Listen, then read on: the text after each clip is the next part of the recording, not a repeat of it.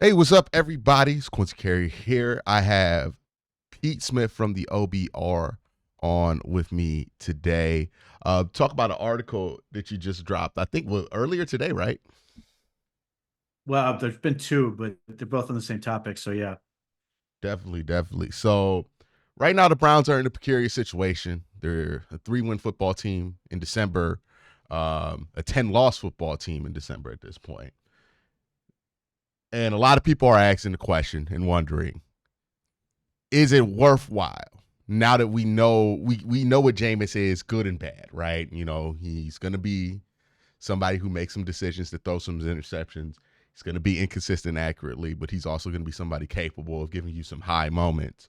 Um, is it worthwhile to go to DTR? And do you think the Browns are thinking that they could go to DTR? I mean, so much of this comes to look, the Browns want to win. I mean, whatever you think of them, they don't look at 3-10 and go, we're going to play out the string. And that was a big focus. Reporters were asking both Kevin Stefanski and Wyatt Teller about the potential of just putting guys in and playing out the string. They don't think that way. That's been the way they've been sort of communicating this whole thing. And from a culture standpoint, they don't want to get into the business of losing is okay. So first and foremost, they're going to try to win as much as they can. But to your point, we know what Jameis Winston is, good and bad, and certainly the good is infinitely better than the previous incarnation of this offense. You know, throwing for 300 plus yards a game, they actually score points. There is fun to be had. These are all reasons to want to keep rolling with him, and he's a possibility for this team next year. So those are all reasons to play him. And if you think he's the best opportunity for you to win football games, these last four, by all means, keep him out there. However, the consideration you have is the Browns, like DTR, second year quarterback. They're going to have to make a lot of decisions this offseason. And DTR, whatever you think of him, they want to know more about him. And we've seen a little bit with the Cincinnati Bengals game where you saw him come in, immediately the offense opens up. It went from looking like Deshaun Watson and 7 guys on the field to, oh, there's all 11 guys on the field with Mm-hmm. DTR. And even the speed he had was just such a dramatic shift from Watson. Now, having said that, he fell into the same trap he did his first start the previous year, where he threw 3 picks, and it sort of just once they started, they didn't stop. And then he left with the injury, and James came in and threw another touchdown, and they've rolled with James since. But when DTR has started, these 2 starts, he beats the Pittsburgh Steelers, and you can, training wheels or not, the last drive was legit. The game winning drive was very impressive. And then he gets knocked out of that Broncos game. But up until that point, you felt, if you remember watching that game, you felt like the Browns were coming back and about to take control of that football game, in Mm-hmm. part because Dorian Thompson-Robinson was making a number of throws. The offense was a little more opened up than it was against the Steelers the previous week. It felt like they, I don't want to say trusted him, but we're letting him play football, and he was rewarding you, protected the football, all those good things. So now he's been working as the scout team quarterback predominantly, and you're sitting there going, if he looks pretty good there, it might be worth getting a look at him. Now, again, through the lens of winning, the Browns are not handing DTR anything. They are opening it up to say, hey, we want to give some reps. We want to see what he looks like the first team. He's earned that. And then Kevin Stefanski is ultimately going to make a decision based on that information to who he's going to start with. Now, if DTR takes the reins and it looks great, then they'll probably put him out there. Now, you may sit there and I think, the Browns have already sort of hinted at the fact that, hey, the Chiefs are pretty good. We might not want to rush into it, but at least they want to get a look. And if he's great, then you can put him in. If not, then maybe it's the Bengals game, who have arguably the weakest defense. You're going to play the remaining slate. So they just want to get some information. And none of this, again, Jameis is a known quantity. None of this is a dissatisfaction with Jameis Winston. But when your head coach leads every press conference going, man, we can't turn over the football and we can't make the same mistakes, it also sort of can open the door for the potential for, hey, there's this other guy and we might want to see a little bit of him as well. Yeah, the one thing with DTR that I'm curious about, because he is a 5th round pick, right? And I think because he plays quarterback, some people lose sight of it. What do you think is the appropriate amount of time to give him to see what you actually have? Like, how many starts is enough with DTR to where you if you're the Browns, you feel like, okay, we know what we have, or we know enough to make decisions on him going forward? Because I assume like it wouldn't be like a first round pick where you give him like 2 years, right? Yeah, it's interesting. I mean, I don't know that they're going to get enough information to be like, hey, DTR is our starter, but I think Mm. it's going to give you the information to whether he's a developmental guy versus, hey, he might be in the conversation. And if he goes, let's say he plays, he goes out and plays the Bengals and he torches the Bengals. Okay, I mean, maybe that's some information. I don't think you're going to hand him the starting job, but at least it's something to consider. I mean, given the fact that the plan with Deshaun at this point, we'll have another article talking about that coming out on Tuesday. But right, even if the Browns were saying, "Oh man, we love Deshaun Watson," which is definitely not a conversation that's being had. But let's say even if they believe that, March and April come well before that. They're going to have free agency. They're going to have the draft. So they're going to have to act.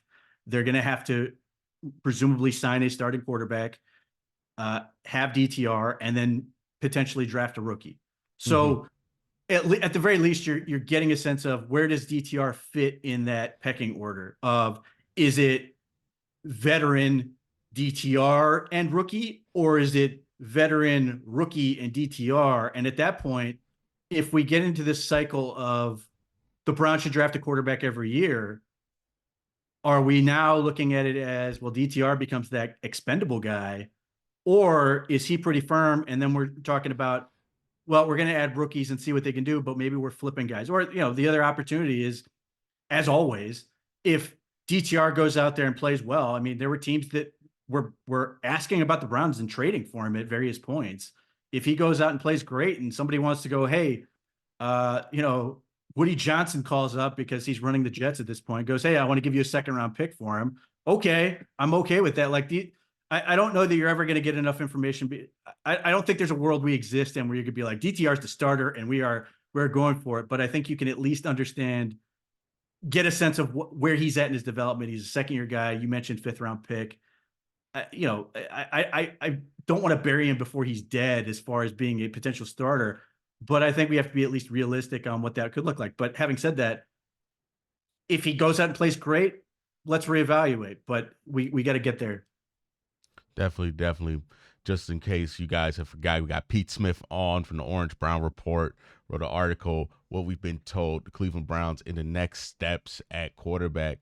What do you expect to happen going forward when it comes to the Browns, DTR, Jameis Winston? And are you worried that any kind of move towards, hey, let's see what we have in DTR could fracture the relationship with Jameis Winston, where he kind of views it differently than how the Browns are viewing this, as more of a kind of strategic decision? It's tough. I mean, it's difficult for me to get there just because I think Jameis Winston has to look realistically at what his options are at this point. Mm-hmm. If he's looking at this as a opportunity to get a starting job in the NFL, I don't know how many more teams there are than the Browns that can offer him that. So I don't think he can afford to pout, so to speak. He might not like it, but I don't think he can afford it because most of the teams that are going to, that would consider him as a potential bridge or starter are teams that know him. And that includes teams like the Saints and then like the Broncos, and the Broncos have no interest. At best, he'd be a backup.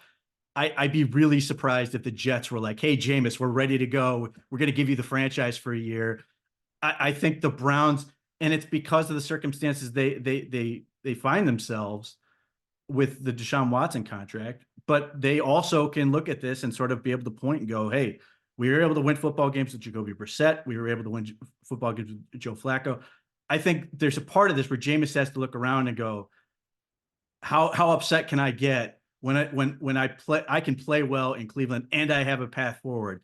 Maybe there's another team I'm not thinking of where you sit there and go, oh, man, we're in the Jameis business. But I think most every opportunity otherwise is probably going to be a backup. And obviously he's already going to be taking a backseat to Sam Darnold. He could potentially be taking a backseat to Daniel Jones too. I mean, at best, they're probably sort of a toss-up situation. But then he's like, Jacoby Brissett's gonna be a free agent. Like Joe Flacco's gonna be a free agent. I mean, I don't know if the Browns are willing to go down back to these other options, but the fact of the matter is, I think the Browns have more sort of leverage in this conversation than Jameis does. I think Jameis has to be realistic on his starting prospects in the NFL. Just a question about the QB market in general, because I think we think that there's always like a QB tax, and most of the time there is. But when I look at the teams that need quarterbacks this year, one, there's just not as many teams, right? When you have 5 quarterbacks taken in the first round last year, that takes a lot of teams off of quarterback for that next year. And 2, I think that some of these teams that need a quarterback might be in the position where they're like, I don't know if I want to do anything long term with any of these options available here in 2024. So, do you think that there's going to be like a really competitive market even for somebody like Sam Darnold, who you would usually assume would have that competitive market, but kind of in the same vein as Jameis, you kind of know what Sam Darnold can be at his highest, what he can't be. Like, do you think that this is a situation where free agency or the draft goes crazy with people trying to rush to the top to get some of these guys that are looked at as the top of the line in free agency or draft at quarterback? You have to assume that the Giants and the Raiders are taking quarterbacks at the top of the draft. That's currently where they sit. That makes all the sense in the world. Whether you agree with that path or not, that would take them theoretically out of the Sam Darnold thing. Where I think we can say that Sam Darnold's going to get a starting job somewhere.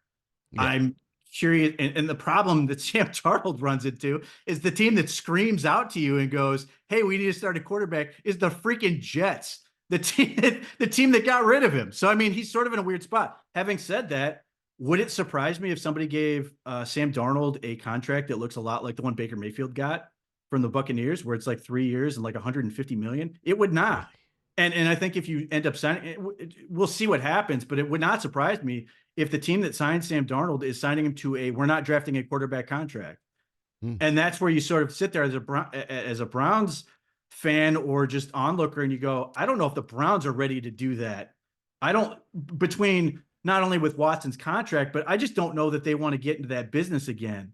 I think Kevin Stefanski and the organization has to sit there and believe in themselves and go, listen, again, we were able to get at least competitive quarterback play from the likes of Jacoby Brissett, Joe Flacco, Jameis Winston. We don't necessarily need to go that. So if we want to ultimately get our own guy through the draft, we don't need to chase that. But at the same time, you're sitting there and you're going, where is Sam Darnold going to end up? Is it going to be a weird situation where like the Rams, Matt Stafford decides he's hanging it up and suddenly Sam Darnold is out there in Los Angeles? There aren't a lot of obvious situations. You're like, man, I can totally see Sam Darnold going to this team, which might impact his market. But everybody else, I don't see the money for all the reasons you laid out, like whether it's Jameis Winston, whether it's some of these other guys.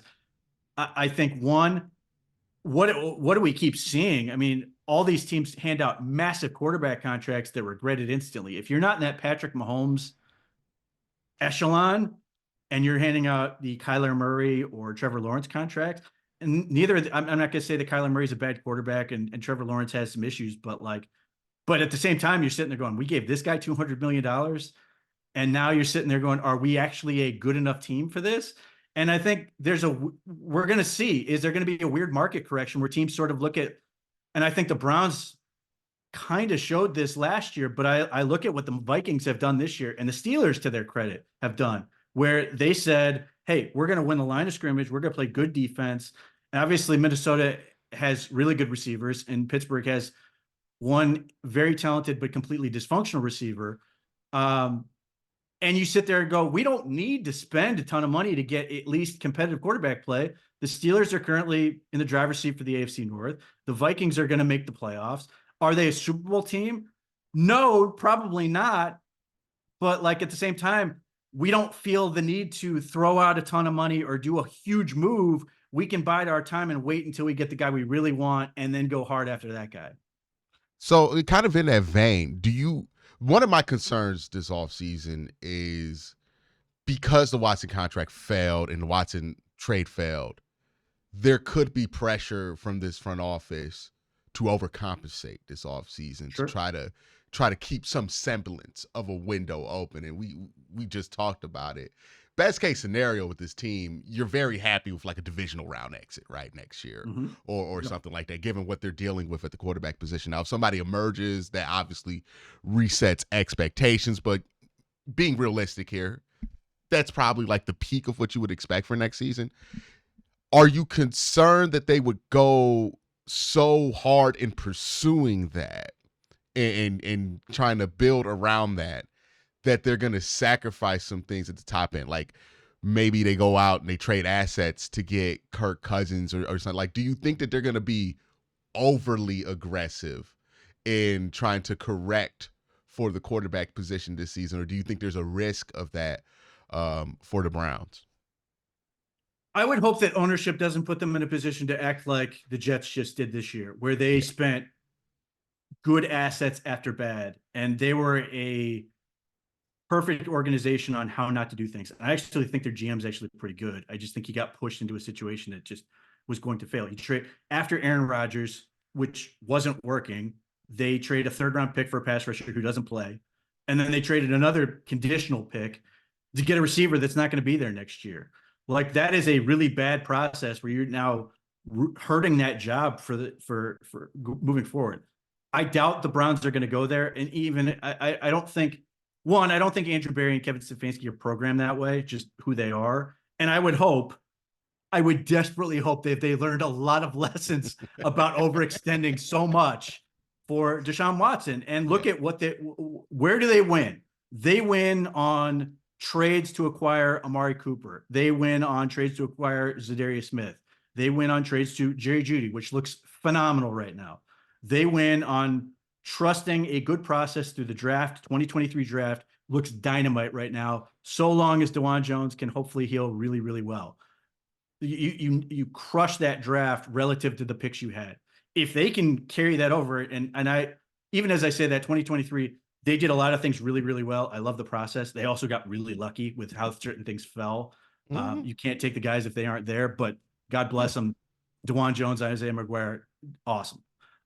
Having said that, if you can employ that strong of a process when you now have what you're projected to have 11 picks, I think you can be smart and not feel like you need to overextend and just be competitive and trust in the things. And again, you look at what the Vikings have done. You look at what the Steelers have done. You looked at how you won last year, and Deshaun Watson 4-1, great, but it wasn't that move. It was the other things you did that were able to sort of get you over. So hopefully they realize that's the way to go and never to get into this circumstance again where you overextend. Play from a position of strength, which is why I think you're ultimately going to have to sign a veteran quarterback in March, if not before then, if you were to just come up with an extension for Jameis, and then say, hey, maybe we really love one of these quarterbacks. And if we do, we're going to try. But if we can't, we're going to go and we're just going to play it out and see what happens. And then we're going to wait and move into that next draft and see if there's a guy we really love, and then make a move where we feel good about it, as opposed to, man, we've overcommitted. We've gone too far. We insisted a quarterback say yes that said no. All Mm. these things that the red flags and everything else. I would hope, if you do that again, then I've got nothing for you. You've learned nothing from this whole process. You have to have learned from that and just lean into what has worked for you, which is, unfortunately, gets covered up because that was just such a diabolical failure. Yeah, yeah. So you're telling me right now you don't want to hear the Browns are courting Aaron Rodgers or something like that? No, that's the thing. These are going to be the interesting questions. Like I'm genuinely fascinated to see how free agency and stuff goes at that Yeah. position for this offseason. Like, you want to throw out a wild scenario, which is totally believable. Sam Darnold goes to San Francisco 49ers and Brock Purdy's arm is dead. Like, Mm-hmm.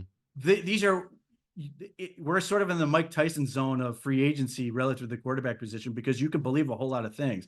But I just don't think the Browns are willing to overextend and overcompensate, in part because they can't. Mm-hmm. And there's a lot of people, and Jack Duffin does a great job breaking down how much cap the Browns will have. They will be fine. They will be able to operate, but they also can't get into another situation where they overextend for the wrong players. They've got to be really smart with the decisions until they can get through this, and ultimately the Watson contract falls off. But in the same vein, they can have that contract. He can do absolutely nothing for this team, and I believe they can be a playoff team next year. Yeah, I think so too. You brought up something I think is interesting about Andrew Berry, right? Which is the value shopping for him has seemed to work out so much better than the big item shopping, right? Like when he goes out there, the big ticket items are really what people think about when they talk about Andrew Berry, and why some people have a negative opinion about him. You have that top 10 pick, Jet Wills, didn't work out. You have Greg Newsome, who he's just not a home run Sure. as a first round pick, right? Starter for a few years. It's better than what you get out of some first round picks, but not a home run, most certainly, right? And then you look at some of the bigger free agent signings, even, right? I think was Austin Hooper him? That was him? Yes, that was Austin Feels like Hooper. Forever ago. Yes. Yeah, he's like been on 4 different teams since then, right? Like I think 2 of them had connections to old Browns coaches too. But yeah, so the big stuff, the big swings have had more of a mixed ratio of hitting. But you look at some of the value stuff, he's been able to have a lot of success there. Do you think that's just because he's had more reps when it comes to that value shopping, or do you think there's something in that process that once the money or the draft pick gets involved, I don't want to other things get into the conversation that kind of dilute the process? I would say it has more to do with just the amount of swings you get to take. I mean, Yeah. obviously the Jerry Jeudy thing's a big move, but the trade wasn't. But they extended him. That they went from a flyer to an investment, Yes. and they put pressure on that move. Now it has worked to this point. It's been sensational, and I've written about that. Jerry Jeudy is I will say firmly, and having watched this, it stuck out to me so much. Jerry Jeudy is a different human being in Cleveland than he was in Denver, like just flat out. And that is no, like he chased down that pick six, yeah. Right? Like that was precisely the stuff that like Mark Schlereth and Steve Smith would get on him about, right? Is the lack of effort, or like I saw him eat up Nick Benito on a chip block. And I was like, that just was not in his Denver tape. Yeah, like that was something that was pointed out on the broadcast by Troy Aikman in the moment, that he was like so focused on trying to win, even though he had the game of his life. He was so, and the other thing, and as much as it despises listening to Tony Romo, he nailed it when he talked about that play. He sees Nick Chubb there, he sees Wyatt Teller there, he sees, and there was somebody else I'm forgetting, but like the dudes you need to be able to count on are the guys. And like, you talk about culture and these other things, like, when a coach wants to put up a clip and he goes, man, our best players are our hardest workers. That's the clip. And you go, this is who we are. This is who we want to be. So yes, but like so many of these things are small, low risk moves. Like Maurice Hurst in 2023 was a great move. It has not been in 2024, but it doesn't matter because it was such a small move that they've done other things. Like Quentin Jefferson, completely forgettable move because they've been able to take enough other moves that it sort of worked. Ethan Posick off the heap was fantastic. Ethan Posick now is like a poster for the other team. I mean, it was brutal watching him yesterday, how many highlights he was the victim of. But like when you're able to take so many of these smaller swings and you're able to look in and you look at that bottom of the second tier and third tier free agents, and you get to take all these shots, like it's very easy to forget the stuff that doesn't work and you focus on the stuff that has been beneficial. Meanwhile, the big ticket ones, when they work, they're supposed to work. When they don't, then you get killed on it. Like, unfortunately, Dustin Hopkins right now is the subject of all things to kill Andrew Berry for, of extending the kicker, that we're so mad at this guy. And don't get me wrong, I understand the frustrations. I just don't care about kicking that much. Score touchdowns. But like when you do that, when you make those big moves, that becomes your whole identity, as opposed to being able to sort of appreciate. And like, you'll find this, and I'm sure you run into this occasionally, where you'll like, just what we're talking about, Austin Hooper's a big move, but like you'll forget about moves they've made, good and bad, just because they were sort of on that lower fringe, or maybe they were only good here for a year or whatever. and you just sort of move on and on to the next one. And that, that's sort of how the machine of the NFL works. But like the big ones like Deshaun Watson, you can't get away from that one. And Yeah. those things stick with you. Yeah, it's like what Andrew Billings is another one where it's like, Sure. yeah, that was before the pandemic. And then the Jadeveon Clowney's another one of those, like, hey, it looked great 1 year. The second year But was like bad. Yeah. Shelby Harris was a home run signing. He has been Mm-hmm. awesome for this team. But like, if I was to like go, hey, what are the names that you think of when you think of signings? You probably don't immediately go, Shelby Harris is one of those guys, but he is one of those guys. Mm-hmm. Okoronkwo, I don't think he's had a really good season, but like it's a low enough profile move that you're not really thinking about it. Whereas Z was sort of a bigger move, although that one worked. Like Jordan Hicks, not a huge move, but when he's been on the field, he's been a really good player. Like those are the things it's very easy to forget those moves, and you automatically get attracted to those bigger moves, Dustin Hopkins and some of these other things. What are some things you hit on? Like the Miles extension, I thought was a really good contract that got him under. Oh yeah. That was significantly like under the market for years. But because you did not get what you wanted from the quarterback position, it just wasn't seen as impactful because you weren't consistently hitting your ceiling, and that being something that allowed you to reach past it, right? There's a lot of nuances that's going to go into what the Browns have to do this offseason, which means the online discourse is going to be terrible. But, I think that it's a good start to get the conversation going right here. Pete, let them know where else they can find you and where people can subscribe to your work, man. Well, the best place to do it, subscribe to the OBR. Best place you can go for that. You can find me on Twitter. You can find me on Blue Sky. You can find me on all those things. But yeah, the OBR is the easiest place to find me. And I'm there all the time. So subscribe. Make sure you guys check out Pete Smith. Going to be a ton of interesting stuff, not just for the end of this season, but also once the offseason gets started. Going to be exciting there will be more goodies the rest of this week about what's going on in Berea. So stay tuned. Oh yeah, stay tuned on everything going on there. Make sure you subscribe to the OBR. Check out the OBR. Does great work there. Pete Smith does excellent work there too. Y'all have a great day. Have a better night. Peace.